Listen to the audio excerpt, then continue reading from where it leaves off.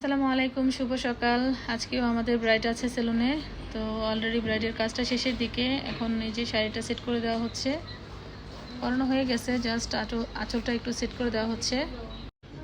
আর এই যে এগুলো একটু খুলে দাও তো, খুলতে পারতেছি না। পারছি। এই যে এগুলো হচ্ছে ব্রাইডালের জুয়েলারি, চুড়ি, গলার সেট, কানের দুল, হাতের রিং, আর এটা হচ্ছে টায়রা টিকলি। এটা টায়রা টিকলিটা, ঝাপটা, সব কিছু পরে দিব এখন। এই হচ্ছে গহনাগুলো।